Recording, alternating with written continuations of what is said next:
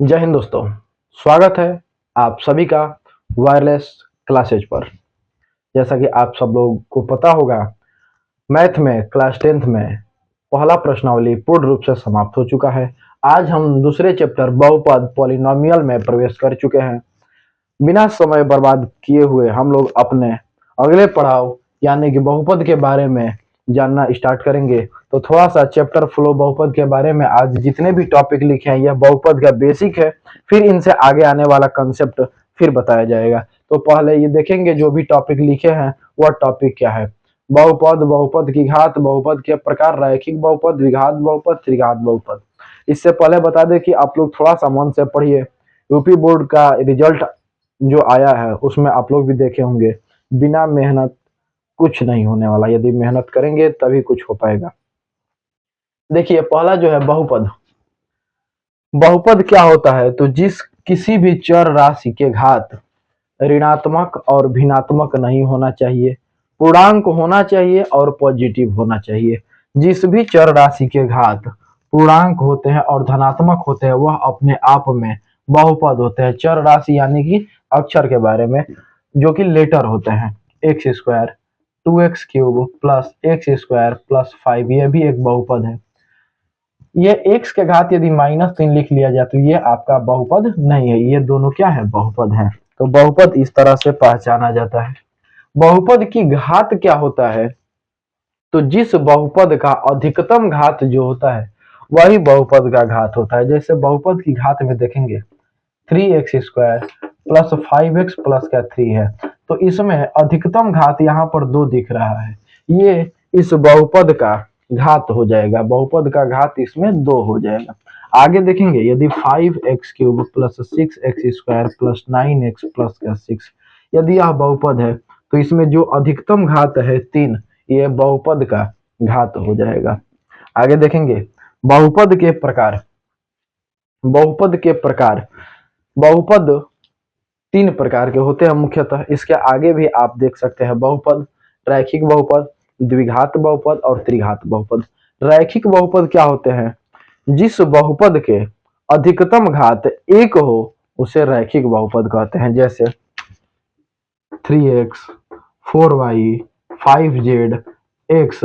देखिए यहाँ भी घात 1, घात 1, घात 1, घात 1। तो जिस चर के घात 1 हो उस घात वाले बहुपद को हम रैखिक बहुपद कह सकते हैं। आगे देखेंगे द्विघात बहुपद क्या होता है? तो जिस बहुपद के अधिकतम घात 2 हो उस बहुपद को द्विघात बहुपद कहते हैं। जैसे कि इसका एग्जाम्पल हो जाएगा 3x² प्लस 5x प्लस का 7, ये आपका द्विघात बहुपद है। x² प्लस 5 भी लिखा है तो यह भी आपका द्विघात बहुपद है। त्रिघात बहुपद क्या होता है? तो जिस बहुपद के घात 3 होते हैं वह त्रिघात बहुपद होता है। जैसे त्रिघात बहुपद के लिए ये x³ प्लस 3, यह भी एक त्रिघात बहुपद है क्योंकि घात यहाँ पर चर का 3 है। 5x³ plus 6x² plus 7x plus का 5, इसमें देखेंगे कि अधिकतम घात 3 है, ये आपका त्रिघात बहुपद है।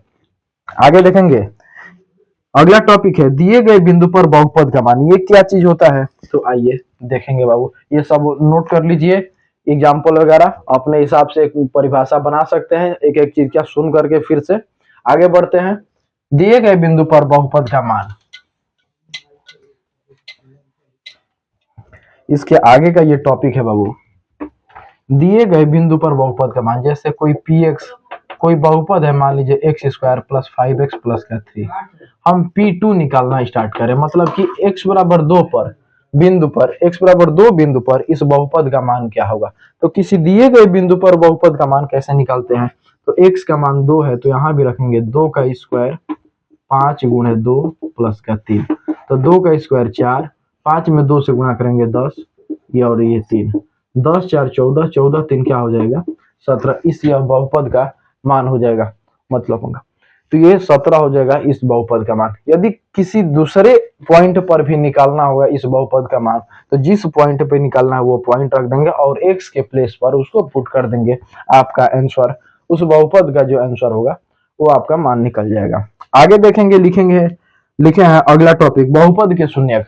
तो बहुपद के शून्यक क्या होते हैं?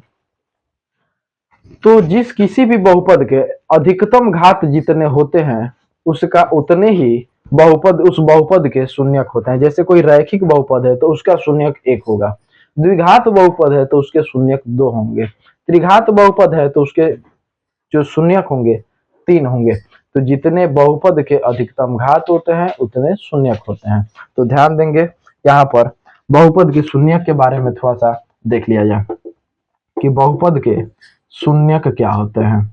फिर इसके बारे में बताएंगे कि द्विघात बहुपद के शून्यक कैसे निकलेंगे, कितने होंगे, किस प्रकार से अलग अलग। बस यहाँ पर ये समझना है कि बहुपद के शून्यक होते क्या है।